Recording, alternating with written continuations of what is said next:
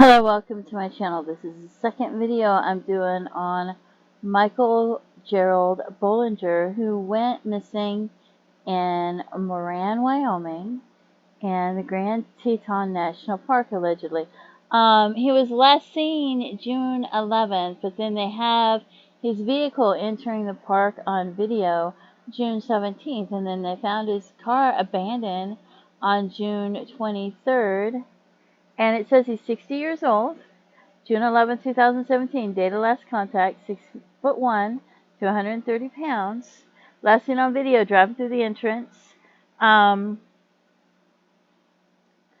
seen again, June 23, 2017. His car was found abandoned, Pacific Creek Campground, Site 4, about 10 miles from the entrance station. After multiple extensive searches, they haven't found any physical evidence of him. They haven't found his body, his remains, his gray hair, and he has brown eyes. Okay, now here's some more photos.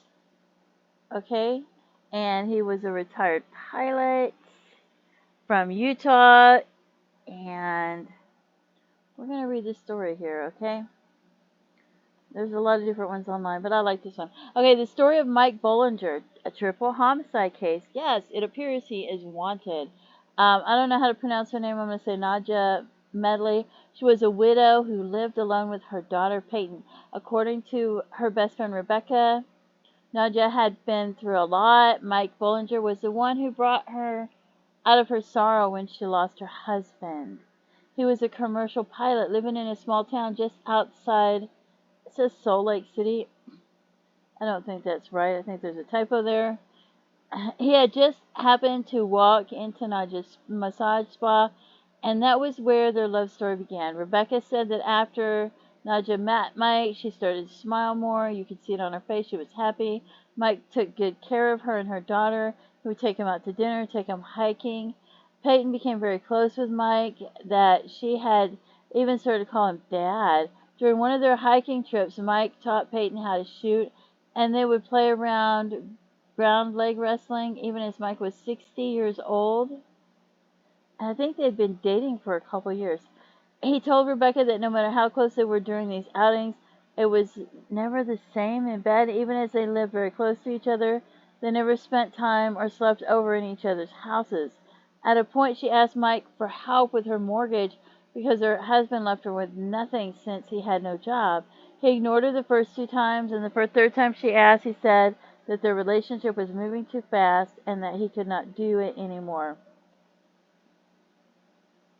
Nadja also told Rebecca that she once checked his paycheck, and it was about $10,000 a month. The argument over money later led to a brief separation.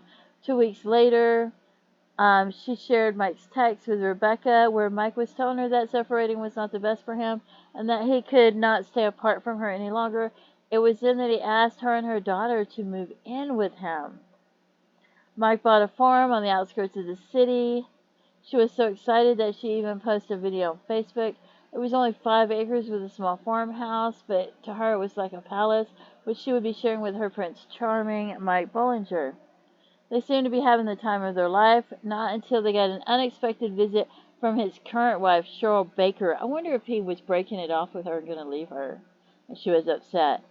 And maybe he told her why. She said she wanted to surprise Mike, and this is what exposed Mike's double relationship. Oh no, she was just there to surprise him and show up. Wow.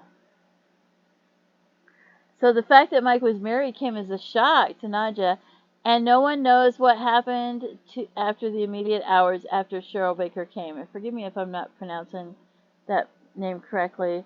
When Nadja, like that's the one, I don't know how to pronounce it, suddenly stopped being active on social media, a worried friend called the police. The police came to take a welfare test, and that was how they found 3 dead bodies, whom they found out to be Cheryl Baker, his wife, Nadja Medley, his girlfriend, fiance, whatever, and her innocent 14-year-old daughter, Peyton. They were all laid down in the same shed that she had spoken about in one of her videos.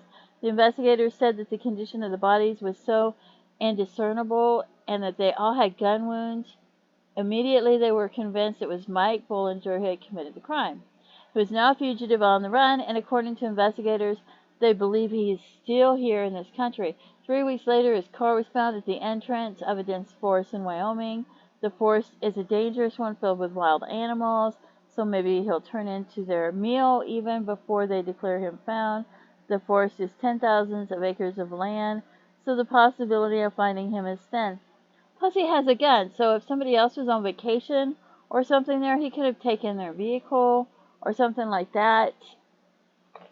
If they had a camper or something, who would, who's going to know for sure unless they're reported missing? So he's still very much on the loose. He could have committed suicide. He could have jumped off a cliff, though. He's 6'1", 40. Why does that say 40 pounds? That's definitely a typo. Anyway, so there's that one.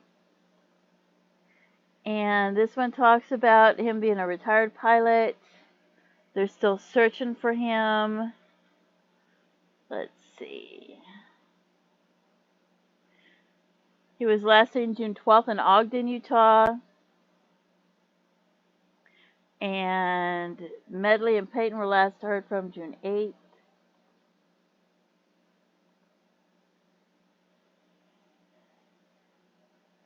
That's just crazy, isn't it? They're so excited and they're so happy.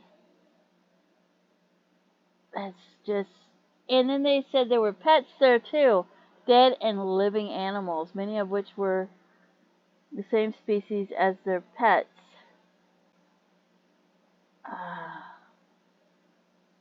Wow, it's like...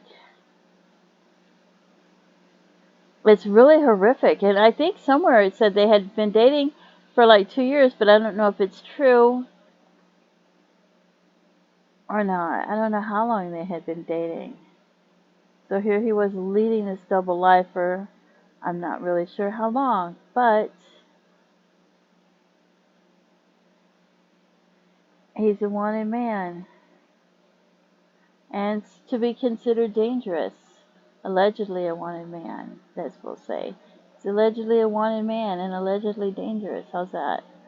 So if you have any information, and like I said in the other video I didn't mention that, but I said if you went there on vacation, if you met him, if you have any footage of him, pictures, maybe you recorded some of your vacation, because it's a beautiful area, please contact authorities and let them know anything that you might have. Here's the phone number, 307-733-2331. And just how horrific is that? Anyway, and yes, I did skip one of the missing persons. I skipped one because I didn't want to do it. I just didn't feel like doing it yet. I might go back to it later. I don't know yet. It was just too upsetting. And then I did 2 of this one. So anyway, don't forget to pray for these people and their family and their loved ones. And feel free to leave comments and have a blessed day. Bye-bye.